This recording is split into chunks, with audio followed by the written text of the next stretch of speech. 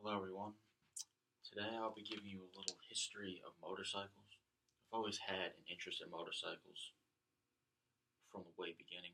Dad rode a motorcycle. I was always interested in the concept of a motorcycle. So, from the way beginning, all motorcycles can all come stem back from the idea of a velocipede. The term velocipede refers to any wheeled vehicle moved by human power and pedals.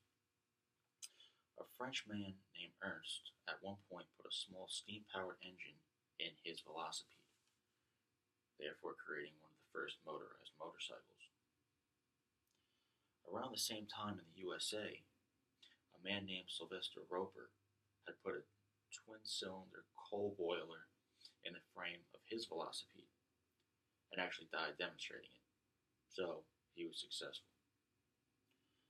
In the late 1880s, the internal combustion engine had been around for some time. One of the first earliest known documented internal combustion engine powered motorcycles, to be more specific, three-wheeled motorcycle, was labeled the petrol cycle. This was in Britain.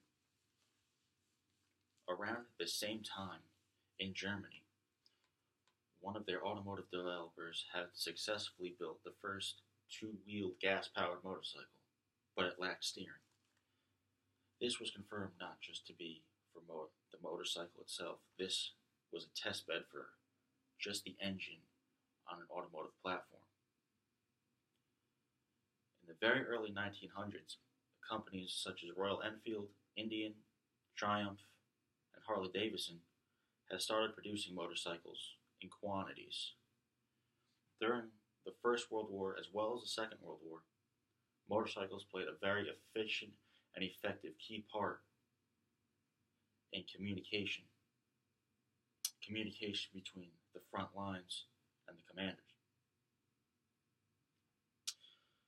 For the war efforts, Harley Davidson had dedicated 50% of their bikes,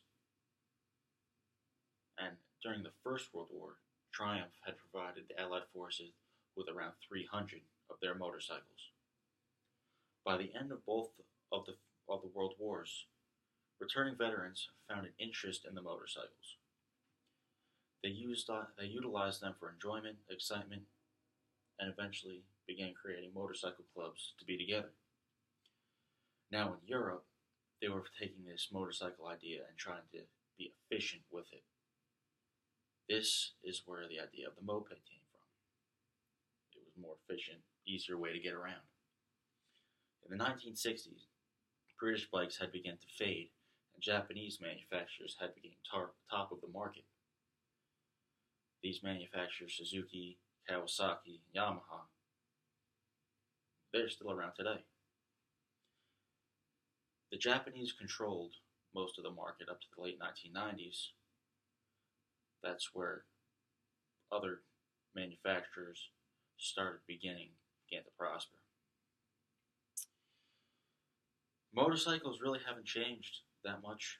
The only thing that has changed is the technology, but the general idea of a two-wheeled gas-powered vehicle remains the same.